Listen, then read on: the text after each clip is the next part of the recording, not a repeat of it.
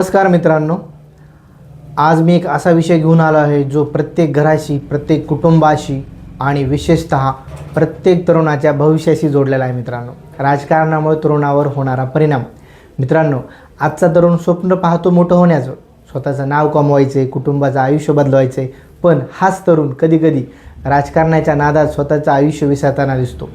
हीच सगळ्यात मोठी शोकांतिका आहे. मित्रांनो, आज सोशल मीडिया उघडले की राजकारण, टी व्ही लावलं की राजकारण, मित्रासोबत बसले की राजकारण, आणि हळूहळू हे राजकारण तरुणाच्या विचारावर, भावनावर आणि आयुष्यावर राज्य करू लागलं आहे. मित्रांनो, राजकारणामुळे तरुण जागरूक झाला हे खरं आहे.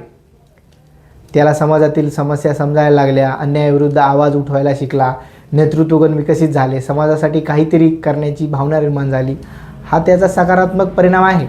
पण मित्रांनो, वास्तव पाहिलं तर दुसरी बाजू अधिक भयानक आहे.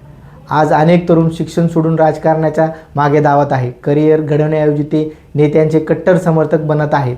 स्वतःची ओळख निर्माण करण्याऐवजी दुसऱ्याच्या मागे भांडत आहेत. मित्रांनो, राजकारणाच्या नावाखाली तरुणामध्ये द्वेष वाढतोय, मित्रामित्रामध्ये शत्रू वाढत आहे, जात, धर्म, पक्ष यावर समाज विभागला जात आहे. विचार करण्याची क्षमता कमी होते, आंधळा विश्वास वाढतोय. मित्रांनो, कोणी काय बोललं की सत्य पाठवून न पाहता लगेच प्रतिक्रिया द्यायची. मित्रांनो, भावनेच्या भरात घेतलेले निर्णय तरुणाचं आयुष्य उद्ध्वस्त करू शकतात. मित्रांनो, लक्षात ठेवा, राजकारण तुमचं भविष्य घडवण्यासाठी असतं, तुमचं आयुष्य बिघडण्यासाठी नाही. नेते बदलतील, सत्ता बदलेल, पण तुमचं आयुष्य परत मिळणार नाही. तरुणांनी राजकारणात सहभागी व्हावं, पण स्वतःचं शिक्षण, करिअर आणि ध्येय विसरून चालणार नाही. मित्रांनो, देश बदलवायचा असेल तर आधी स्वतःला घडवणं गरजेचं आहे. चला, आपण भावनेने नाही तर विचाराने निर्णय घेऊया, स्वतःचं भविष्य घडवूया, कुटुंबाचं नाव उज्ज्वल करूया आणि समाजासाठी सकारात्मक बदल घडूया. विषय आवडला असेल तर लाईक, शेअर आणि सबस्क्राईब करायला विसरू नका. थँक्यू.